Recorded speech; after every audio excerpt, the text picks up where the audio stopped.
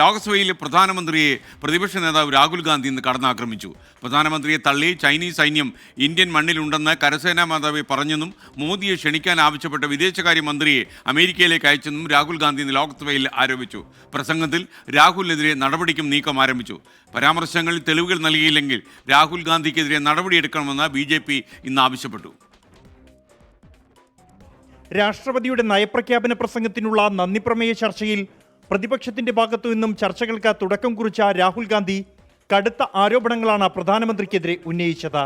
Chinese സൈന്യം Indian മണ്ണിൽ കടന്നുകയറിയിട്ടില്ലെന്ന പ്രധാനമന്ത്രിയുടെ വാക്കുകളെ കരസേനാ മേധാവി തന്നെ തള്ളിയെന്ന രാഹുൽ. മോദിയെ ക്ഷണിക്കാൻ ആവശ്യപ്പെട്ട വിദേശകാര്യമന്ത്രിയെ US-ലേക്ക് അയച്ചെന്നും ആരോപണം. We would not send our foreign minister to invite our prime minister to his coronation. We would not send him 3 or 4 times, please invite our prime minister. Because if we had a production system and if we were working on these technologies, the American president would come here. പരാമർശത്തിൽ എതിർപ്പുമായി parliamentary കാര്യമന്ത്രി കിരൺ റിജിജുവിന്റെ നേതൃത്വത്തിൽ ഭരണപക്ഷം രംഗത്ത് വന്നു. This is related to the relation between two countries. And he is making an unverified statement about invitation of the prime minister of our country. It's matter of our dignity. How can you make such kind of statement? He is leader of opposition, sir.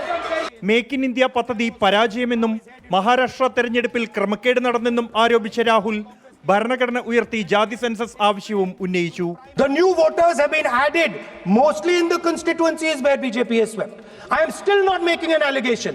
I am saying on the floor of the House that the Election Commission has to give the data of the Maharashtra elections to the Congress Party, to the Shiv Sena and to the NCP.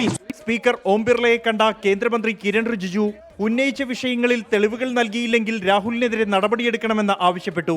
Budget സമ്മേളനത്തിന്റെ 3-ാം ദിനം സഭ ചേർന്നയുടൻ കുംഭമേള ദുരന്തത്തിൽ പ്രത്യേക ചർച്ചയാവശ്യപ്പെട്ട് പ്രതിപക്ഷം ബഹളം വെച്ച് നടുത്തളത്തിൽ ഇറങ്ങിയെങ്കിലും speaker വഴങ്ങിയില്ല.